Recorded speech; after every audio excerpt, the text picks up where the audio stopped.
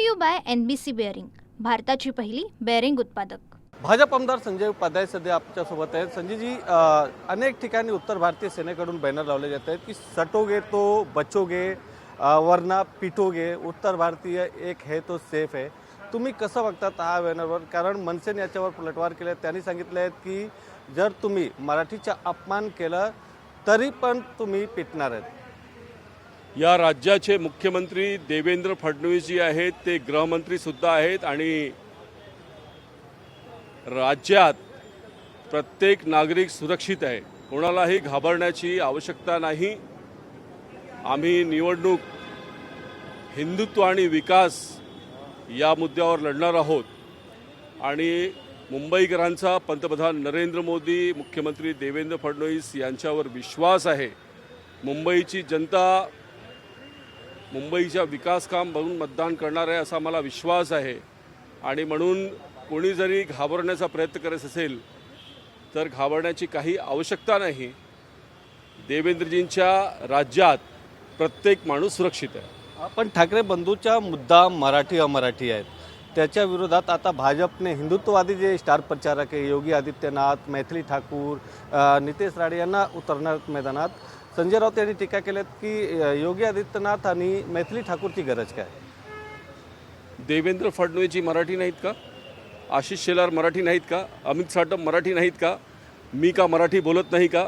माझे कुटुंबातील लोक 1946ला मुंबईत आले, आम्ही महाराष्ट्रीयन नाही का?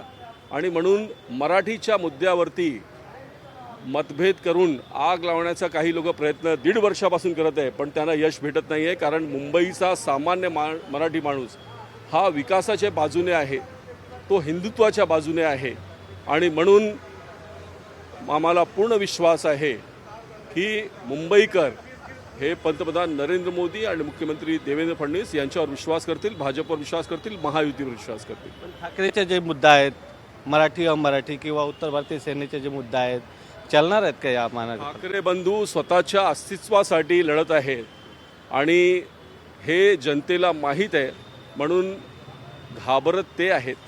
घाबरण्याचं कारण मुंबईकरांचं काही घाबरण्याचं कारण नाही। संजय राऊत यांनी असा मोठा दावा केला आहे की यावेळी जे ठाकरे बंधू आहेत ते सेंचुरी पार करणार आहेत।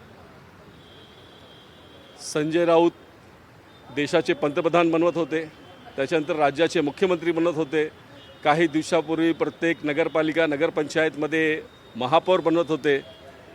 ते असे स्वप्न बघत राहतात, पण भाजपमध्ये माझ्यासारखा संजय आहे जो खरी गोष्ट सांगत असतो। मी सांगितलं होतं बिहारमध्ये आम्ही सत्तेत येणार, आम्ही बिहारमध्ये आलो। मी बोललो होतो केरळमध्ये आम्ही जिंकणार, आम्ही केरळमध्ये जिंकतो। आणि आत्ता मी सांगतो मुंबईसह 27 महानगरपालिकेमध्ये महायुतीचाच महापौर होणार, म्हणजे होणारच। धुरंधर कोण होणार? धुरंधर 1 नंबर भाजप।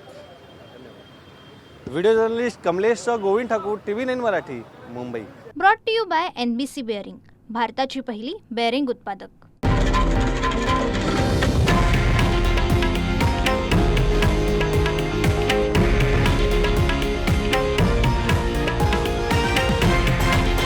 हे आहे देशातील नंबर 1 न्यूज नेटवर्क आणि आपण पाहत आहात TV9 मराठी, एकमेव।